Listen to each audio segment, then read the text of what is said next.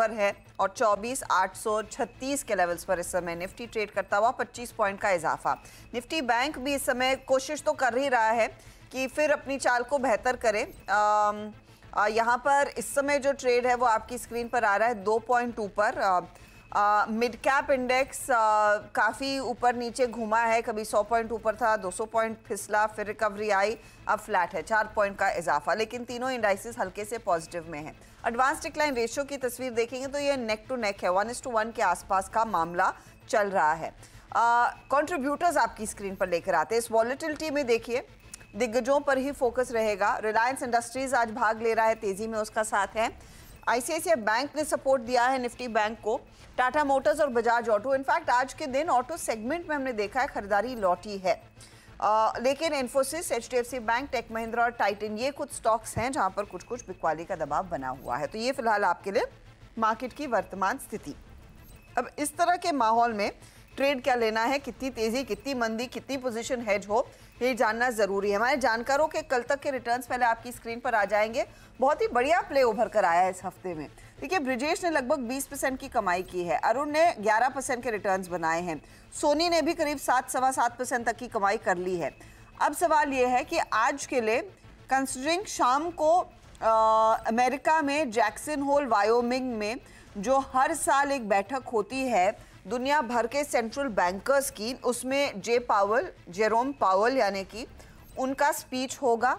वो अमेरिकी federal reserve के चेयरमैन हैं। वहाँ से एक इंडिकेशन आएगा, हिंट ड्रॉप होगी कि सितंबर में रेट घटने की स्थिति में है या नहीं, इन्फ्लेशन के डेटा को लेकर वो आश्वस्त है या नहीं। वो चीज़ें हैं जो ड्राइव करने वाली है अगले हफ्ते के ट्रेड की। उसका नर्वसनेस मार्केट में थोड़ा सा मंडरा सकता है। तो ऐसी सिचुएशन में क्या ट्रेड लेना बेस्ट है? पहले इंडेक्स क्या इशारा कर रहा है, शिल्पा बताइए, क्या स्थिति बनती दिखाई दे रही है? सॉरी, ये वीरू की बीमारी मुझे भी लग गई है। सोनी बताइए। I am really sorry because this used to happen with my sister and me और मेरे को बिल्कुल नहीं पसंद आता था, तो हार्ट फेल्ट अपॉलजीज। सोनी बताइए क्या ट्रेड है, तेजी की तरफ कुछ अटेम्प्ट करना है या नहीं? जी, good morning Harshada ji and सारे पैनलिस्ट दर्शकों को। जी, मुझे लगता है कि यहाँ पे अगर हम देखेंगे तो आज 24,800 की पीसीआर धीरे धीरे इंक्रीज हो रही है, यानी कि पुट राइटर्स अग्रेसिव ज्यादा है कॉल राइटर्स से, और आज के लिए 24,800 के ऊपर अभी सस्टेन कर रहा है। हालांकि वीकली क्लोजिंग है, वीकली क्लोजिंग मेरे हिसाब से 24,700 एक इंपॉर्टेंट मार्क था। अगर उसके ऊपर कंटिन्यू क्लोज रहता है तो डेफिनेटली 25,000 की तरफ एक बार नेक्स्ट वीक अटेम्प्ट ले सकते हैं। 24,850 के अराउंड थोड़ा सा रेजिस्टेंस है, कल भी था, आज भी उसको क्रॉस नहीं कर पाया है। उसको अगर क्रॉस कर पाता है इजीली तो वो कंफर्मेशन ज्यादा बेटर रहेगा कि वो 25,000 की तरफ जा सकता है। इन एनी केस मुझे लगता है कि अगर 24,700 के ऊपर भी होता है तो पोजिशनल पे बन जाएगा। नेक्स्ट वीक हमको वो देख सकते हैं लेवल आने के लिए, बट होल्ड करना चाहिए लॉन्ग्स को। वो 24,800 को ब्रेक नहीं कर रहा है, स्टॉप लॉस ट्रेल करते चलिए। अभी 24,700 पे स्टॉप लॉस ट्रेल कर दीजिए। अगर कोई होल्ड कर रहे हैं लॉन्ग्स तो उसी स्टॉप लॉस के साथ इसको होल्ड कीजिए। और यहाँ पे मुझे लगता है तेजी की पोजीशन होल्ड करनी चाहिए। ओके, तो ये फिलहाल तेजी की पोजीशन होल्ड करनी चाहिए, सोनी ने साफ कह दिया है। ब्रिजेश, आपकी अप्रोच क्या रहेगी? अगर तेजी की तरफ बैठ रहे हैं तो क्या मिड कैप्स पर जोर दिया जाए, दिग्गजों पर फोकस करेंगे, कैसे ट्रेड करें? Good morning, madam, and good morning, panelists. So, I agree with what Sony is saying. तो मुझे लग रहा है कि मार्केट में मोमेंटम पॉजिटिव है। इस वीक में हमने 25,000 के लेवल नहीं देखे, बट जिस हिसाब से स्ट्रक्चर बन रहा है और जिस हिसाब से डेरिवेटिव्स डेटा का जो फॉर्मेशन हो रहा है, तो मुझे भी लग रहा है कि आज हो सकता है आज भी थोड़ा बहुत तेजी देखने को मिल सकता है। 24,900 के आसपास पॉसिबिलिटी है निफ्टी में एक क्लोजिंग पे मेरा ये मानना है कि क्लोजिंग में शायद मार्केट रिकवर कर जाएगा। ऑलरेडी पॉजिटिव में है, जो भी है थोड़ा बहुत प्लस माइनस चल रहा है। एंड ऑफ द डे शायद अच्छा खासा पॉजिटिव में क्लोजिंग होने की उम्मीद है। इसमें जो मेन फैक्टर है वो मुझे लगता है कहीं ना कहीं बैंक निफ्टी कंट्रीब्यूट करेगा। सो मेरा मानना है कि बैंक निफ्टी में 51,000 का जो लेवल है वो मुझे लग रहा है कि शायद ये आज क्लोजिंग इसके ऊपर आएगा। प्योरली डेटा के ऊपर बता रहा हूँ क्योंकि लास्ट आधे घंटे में काफी अच्छी बाइंग देखने को मिली है बैंकिंग में, बैंकिंग इंडेक्स में। सो ये मोमेंटम मुझे लगता है डे एंड तक कंटिन्यू रहेगा और उसके चलते शायद निफ्टी में भी थोड़ा अच्छा पॉजिटिव क्लोज देखने को मिलना चाहिए। ओके, तो ये फिलहाल आपके लिए राय निफ्टी बैंक पर भी। अरुण, आपकी अप्रोच क्या रहेगी? Morning Ashra ji and good morning सभी को। Again Ashra ji same view जो बाकी दो पैनलिस्ट का था कि 24,700 नीचे में जब तक होल्ड कर रहा है मार्केट में लॉन्ग साइड रहना है। 24,700, 24,750 कॉल राइटर्स वहां पे फंस चुके हैं। जो भी मंथली कॉल राइटर्स है वो उनकी भी राइटिंग काफी अच्छी थी, और वो जब जब मार्केट नीचे जाएगा वहां से कवरिंग देखने को मिलेगी। तो 24,700 के स्टॉप लॉस के साथ अपनी पोजीशंस को होल्ड करें। एक छोटा रेजिस्टेंस है 24,880 के पास, जहाँ पे एक छोटा गैप डेली चार्ट पे वो निकलता है तो क्लियरली 25,000 की तरफ हम बढ़ते हुए नजर आ सकते हैं। तो क्लियरली 24,700 के स्टॉप लॉस से पोजीशन को होल्ड करें। 24,880 जैसे निकलेगा मार्केट 25,000 की तरफ जाने के लिए तैयार है। ओके, तो ये फिलहाल आपके लिए पर्सपेक्टिव देखिए सबका है सेम कि तेजी की तरफ ही रहना है, डिप्स पर खरीदारी का मौका। तो चलिए ट्रेड्स क्या बनेंगे वो आपकी स्क्रीन पर लेकर आते हैं, एक एक करके तीनों का पोर्टफोलियो आपकी स्क्रीन पर लेकर आएंगे। पहले देखिएगा अरुण ने कौन कौन से ट्रेड्स होल्ड किए हैं। एक तो आइनॉक्स विंड के साथ ये बने हुए हैं, ये ओपन है पोजीशन। सीएसई जो कल दिया था वहां पर आज सुबह में 191 के आसपास प्रॉफिट बुक कर लिया है, और सेंचुरी प्लाई के ट्रेड को अभी भी होल्ड करे। तो सेंचुरी प्लाई 825 के लिए टारगेट है, होल्ड किया है। आइनॉक्स विंड 245 का टारगेट होल्ड कर रहे हैं। नया ट्रेड आपका चलिए जी, अगेन पहला स्टॉक अगेन मिड कैप से ही रहेगा। देवयानी इंटरनेशनल में मुझे लग रहा है एक ब्रेकआउट नजर आ रहा है। 185 के ऊपर ये ब्रेकआउट हुआ है, 187 के आसपास चल रहा है। छोटा स्टॉप लॉस 181 का लगा के बाई करें। ऊपर में मुझे लग रहा है 203 तक ये स्टॉक जा सकता है। तो देवयानी इंटरनेशनल में आज इंट्राडे के लिए क्योंकि आज एक ही दिन का प्ले है, तो आज के 203 के टारगेट के लिए बाई करके चल सकते। ओके, तो 203 का टारगेट मौका देवयानी इंटरनेशनल में खरीदारी का। 181 का स्टॉप लॉस रहेगा, बाय साइड की तरफ ये सौदा है। सोनी का ट्रेड अब आपकी स्क्रीन पर लेकर आएंगे। सोनी ने इनफैक्ट कल ग्रासिम पर एक बाय कॉल दिया था। ग्रासिम अच्छा चला था बाय द वे, कल 2770 के आसपास इन्होंने कल ही एग्जिट कर लिया, और एमएमटीसी में भी पोजीशन इनकी एग्जिट हुई। इनफैक्ट ग्रासिम में प्रॉफिट बुक किया था और एमएमटीसी में एग्जिट किया। सोनी आज का नया सौदा चलिए यहाँ पे मेरा पहला पिक रहेगा संवर्धन मदरसन में, जो कि करंट लेवल 195.9 पे यहाँ पे बाई कर सकते हैं। मुझे लगता है कि यहाँ पे एक अच्छा फ्रेश ब्रेकआउट देखने को मिल रहा है मदरसन में, और एक पॉजिटिव व्यू 205 208 के लेवल्स को टेस्ट कर सकता है। सपोर्ट काफी स्ट्रॉन्ग है यहाँ पे 193 पे, मुझे लगता है बहुत स्ट्रॉन्ग बेस बनते जा रहा है, और इंट्राडे ब्रेकआउट भी आया है चार्ट्स पे। सो करंट लेवल्स आप बाई कीजिए। 193 यहाँ पे स्टॉप लॉस रहेगा। 208 का पहला टारगेट है, दूसरा टारगेट 212 का रहेगा। ओके, तो ये फिलहाल आपके लिए 208 के लिए सोनी कैरी संवर्धन मदरसन में फोकस कीजिए। 1.1% के गेन्स आ रहे हैं, बाई साइड का ये ट्रेड है, खरीदारी की सलाह आ रही है। ब्रिजेश का पोर्टफोलियो इंडियन होटल्स अच्छा चला, 646 पर इन्होंने आज प्रॉफिट बुक किया है। टाटा कंज्यूमर भी कल अच्छा चला, आज प्रॉफिट बुक किया है करीब 1210 के लेवल्स पर। ब्रिजेश नया सौदा क्या होगा आपका फिर? मैडम मैं रेलटेल में एक मोमेंटम ट्रेड देख रहा हूँ। तो रेलटेल करीब 501 के करीब अभी ट्रेड कर रहा है, तो इसमें आज एक वॉल्यूम के साथ एक ब्रेकआउट देखने को मिला, और हालांकि काफी सारे रेलवे स्टॉक्स में भी आज मोमेंटम देखने को मिल रहा है। तो मुझे लग रहा है आज का जो लो है ये होल्ड कर जाएगा। तो बट मेरा स्टॉप लॉस काफी 490 का मैंने स्टॉप लॉस लिया हुआ है। 490 का स्टॉप लॉस से मैं लॉन्ग करूंगा इसको 525 के टारगेट के लिए।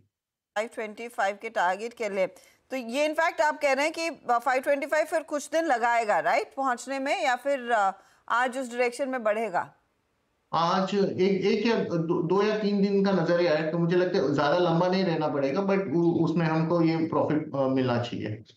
तो चलिए 525 अगले 2-3 दिन में आ जाएगा। वैसे स्टॉक 6% भाग चुका है, अब यहाँ से आगे कितने रिटर्न से जोड़ेगा ब्रिजेश के लिए वो देखेंगे। ब्रिजेश दूसरा ट्रेड इस समय देने का प्लान है, या फिर आप दोपहर तक का इंतजार करना चाहेंगे? कंसिडरिंग मार्केट में काफी वॉलेटिलिटी है वैसे भी। एक्चुअली मेरे पास स्टॉक तो दीजिए योर कॉल। मिंडा कॉप में मैं लॉन्ग लेना चाहूंगा। मिंडा कॉप का जो स्टॉक है 580 का जो प्राइस है, इसमें मुझे मोमेंटम लगता है, तो इसमें स्टॉप लॉस थोड़ा सा इरिलेवेंट, थोड़ा सा ट्रिकी है, बट देन मुझे लगता है कि मोमेंटम काफी अच्छा है। इसका जो स्टॉप लॉस मैं लेना चाहूंगा वो करीब करीब इसमें 558 का है। 558 के सामने मैं इसको लॉन्ग करूंगा, और 610 तक का टारगेट के लिए मैं इसको होल्ड करूंगा। 610 के टारगेट के लिए होल्ड किया जाए। ये भी वैसे स्टॉक अच्छा चल चुका है, ध्यान रखिएगा 8% ऊपर है, लेकिन 610 के लिए एक मौका तेजी का, 558 का स्टॉप लॉस। सोनी आपका क्या इरादा है, इस समय ट्रेड है कि वेट करेंगी? हर्षद जी यहाँ पे थोड़ा वेट करूंगी, थोड़ा सा मे बी अराउंड 12 बजे के पास अगर सेकेंड हाफ में जैसा मोमेंटम आएगा उस अनुसार एक सेकेंड ट्रेड जोड़ना चाहूंगी।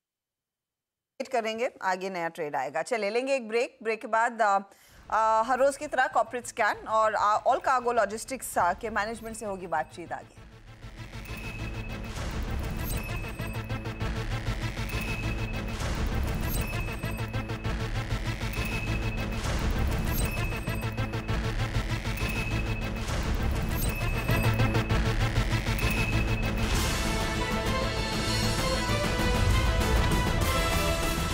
Mongia Steel presents Majboot Stocks of the Day.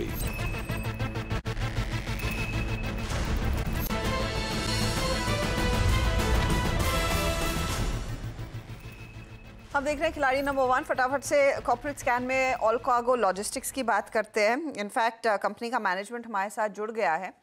ध्यान रखिएगा, दरअसल हुआ ये है कि जुलाई में कंपनी ने रिकॉर्ड वॉल्यूम ग्रोथ दिखाई है। LCL वॉल्यूम करीब 5% बढ़ा, 18 लाख क्यूबिक मीटर पहुंचा। FCL वॉल्यूम में भी 7% तक की ग्रोथ देखने को मिली। अब इसके मायने आगे के लिए क्या बनते हुए दिखाई दे रहे हैं, ये समझना ज़रूरी है। मेरे साथ ऑल कार्गो ग्रुप के chief strategy officer Ravi Jakhar है। जाखड़ साहब, ये जुलाई का आपने अपडेट दिया, लेकिन रफली एक मुझे सेंस देंगे कि सेकंड क्वार्टर में किस तरह का पिकअप देखने को मिलेगा? क्योंकि मैं जहाँ तक आपके नंबर्स एनालाइज कर रही थी, Q1 में वॉल्यूम्स थोड़े से नरम थे। सो अगर जुलाई में पिकअप है, आई एम अज्यूमिंग वो Q2 के पूरे क्वार्टर में रिफ्लेक्ट होगा। जी बिल्कुल। तो अगर आप देखेंगे तो क्या हो रहा है कि जो ग्लोबल ट्रेड है वो लगभग जून से पिकअप करना स्टार्ट हुआ है। ग्लोबली अगर आप देखेंगे तो जो इन्फ्लेशन रेट्स हैं वो थोड़ा सा कंट्रोल में आ रही हैं। Interest rates bank of UK ने इस महीने शुरू में कम करी थी, काफी टाइम बाद में यूएस में भी वही बात चल रही है। तो जो ओवरऑल माहौल है दुनिया भर में वो ऐसा है कि थोड़ा सा कंजम्पशन अब बढ़ना चाहिए। जो मेन फेस्टिव सीजन रहता है अगस्त सितंबर से स्टार्ट होके, तो उसकी वजह से जितने भी इंडस्ट्रीज हैं उसमें इन्वेंट्री रीस्टॉकिंग स्टार्ट हो गई है। लोग थोड़ा सा इन्वेंट्री बढ़ा रहे हैं, जहाँ 3 हफ्ते की रखते थे वहाँ 4 हफ्ते 5 हफ्ते की इन्वेंट्री रख रहे हैं, और एक पूरे ग्लोबल ट्रेड में हल्का सा अपटेक आया है। और जो हमारा बिजनेस है LCL और FCL दोनों ग्लोबल ट्रेड से लिंक रहता है, और उसमें जो एक ग्लोबल ट्रेड की हल्की सी ग्रोथ है, प्लस साथ में अगर आप देखेंगे तो हमारे जो खुद के कंपनी की ग्रोथ है, कुछ नए मार्केट्स में हम लोग एक्स्ट्रा ग्रो कर रहे हैं, कहीं मार्केट शेयर एक्सपैंड कर रहे हैं। तो इन दोनों चीजों के कॉम्बिनेशन की वजह से हम लोग LCL में और FCL में दोनों में एक वॉल्यूम ग्रोथ देख रहे हैं। जैसा कि आपने बताया, तकरीबन 6% के आसपास LCL ग्रोथ है, FCL भी लगभग 6-7% के आसपास अगर पिछले साल का जुलाई देखेंगे तो उसके कंपैरिजन में ज्यादा है। और ये जो ट्रेंड है ये आगे भी कंटिन्यू रहना चाहिए। हमें ऐसा लगता है कि जो फिलहाल डिमांड का मोमेंटम है वो तकरीबन पूरा जो साल है नवंबर दिसंबर तक वो रहना चाहिए। ये हमारा अभी फिलहाल के लिए आउटलुक है। ओके, तो जाकिर साहब मुझे एक चीज बताइए, अगर वॉल्यूम पिकअप हो रहा है तो क्या फ्रेट रेट में भी इजाफा देखने को मिल रहा है? जी बिल्कुल। फ्रेट रेट जो है वो एक वॉल्यूम और सप्लाई और डिमांड का एक बैलेंस ही है। तो दुनिया भर में अगर आप देखेंगे, चाहे वो एशिया से अमेरिकाज का ट्रेड है या फिर यूरोप से अमेरिकाज का ट्रेड है, इवन इंट्रा एशियन ट्रेड में, चाइना इंडिया ट्रेड में, तकरीबन मई के आसपास से फ्रेट रेट्स बढ़ना चालू हुए थे। कुछ जगहों पे वो जुलाई में पीक कर गए थे और अगस्त में हल्का सा नीचे आए, बट अगर ओवरऑल आप देखेंगे तो फ्रेट रेट्स पहले के मुकाबले ज्यादा है। और जो ये एक ऊंचा स्तर है फ्रेट रेट्स का, ये नवंबर दिसंबर तक बरकरार रहता हुआ हमें लग रहा है, क्योंकि जो है डिमांड ज्यादा है ट्रेड ग्रोथ की वजह से। क्या एक्सप्रेस बिजनेस में एक अपडेट हमें दे पाएंगे कि किस तरह का पिकअप देखने को मिला है और मार्जिन्स की स्थिति क्या रहेगी? ये कितना ड्राइव कर सकता है आपकी अर्निंग्स को इन द कमिंग क्वार्टर्स? जो एक्सप्रेस बिजनेस है उसमें भी अगर आप देखेंगे तो जुलाई के महीने में हमारी वॉल्यूम बेहतर रही है, और उसमें दिवाली के आसपास जो सीजन आता है तो आप देखेंगे अगस्त थोड़ा बहुत वॉल्यूम फ्लैट या ऊपर नीचे जनरली रहता है, सितंबर फिर एक स्ट्रॉन्ग मंथ होता है। तो वही एक ट्रेंड है जो दिवाली की तरफ बिल्डअप होगा, और उसके बाद दिवाली के बाद थोड़ा सा वॉल्यूम कम रहता है उस अगले महीने में। तो वो ट्रेंड हमें वहाँ पे भी लग रहा है। और वहाँ पे जो हमारी ऑपरेशनल एक्सीलेंस है वो अगर आपने देखा हो पिछले 2-3 क्वार्टर से, तो वो काफी ज्यादा इम्प्रूव हुई है, और उसकी वजह से ये क्वार्टर जो Q1 था वो पिछले क्वार्टर से और Q4 Q3 से काफी बेहतर रहा था in terms of profit also. तो वहां पे वो ट्रेंड कंटिन्यू रहना चाहिए, कॉस्ट हमारे कंट्रोल में रहेगी, और अब वहां पे भी जो थोड़ी सी एक जो लोकल फेस्टिव सीजन की डिमांड है उसके चलते हुए वहां भी वॉल्यूम्स बेहतर रहने चाहिए अगस्त सितंबर अक्टूबर में। फाइनल पर्सपेक्टिव में आपसे समझना चाहूंगी, ये जो गति और ऑल कार्गो लॉजिस्टिक्स का विलय हो रहा है, ये कुछ आप फाइनल अपडेट टाइमलाइन दे पाएंगे कि कब तक ये स्कीम कंप्लीट होगी? जी, तो बेसिकली हमारे जो 2 बिज़नेस हैं उनको हम अलग कर रहे हैं। जो इंटरनेशनल बिज़नेस है वो डीमर्ज होके ऑल कार्गो ईक्यू लिमिटेड बन जाएगा और जो बाकी हमारा डोमेस्टिक बिज़नेस है, गति में एक्सप्रेस है, ऑल कार्गो सप्लाई चेन में कॉन्ट्रैक्ट है, वो सब एक साथ आ जाएगा। तो उससे काफ़ी क्लाइंट्स को भी फ़ायदा होगा, मैनेजमेंट बैंडविड्थ भी ऑप्टिमाइज़ हो जाएगी। तो वो जो है हमने एक अपडेट दिया था पहले कि अगले साल फरवरी-मार्च तक पूरा होना चाहिए। हमारा अभी भी वही अंदाज़ा है कि अगले साल फरवरी-मार्च तक जो ये पूरी रीस्ट्रक्चरिंग है एक साथ कंप्लीट हो जानी चाहिए। जाखड़ साहब बहुत बहुत शुक्रिया and good luck for the remaining FY25। Volume में पिकअप, फ्रेट रेट्स में पिकअप एक अच्छा साइन है। तो Q1 में जो थोड़ी सी नरमी देखने को मिली थी उससे उभरती हुई कंपनी साफ तरीके से, और FY25 के लिए आउटलुक काफ़ी कॉन्फिडेंट। लेंगे एक ब्रेक, फटाफट लौटते हैं।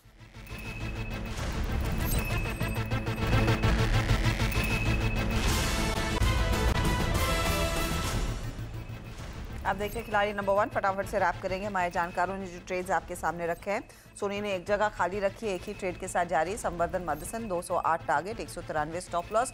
रिटर्न्स क्या बन रहे हैं इस ट्रेड में? करीब 1.25% की कमाई यहाँ पर हो रही है।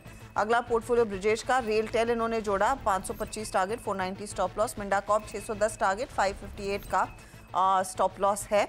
दोनों वैसे भाग चुके हैं काउंटर्स, लेकिन उसके बाद भी 0.18% की कमाई रेलटेल एंड 0.10% की कमाई मिंडा कॉर्प कर रहा है।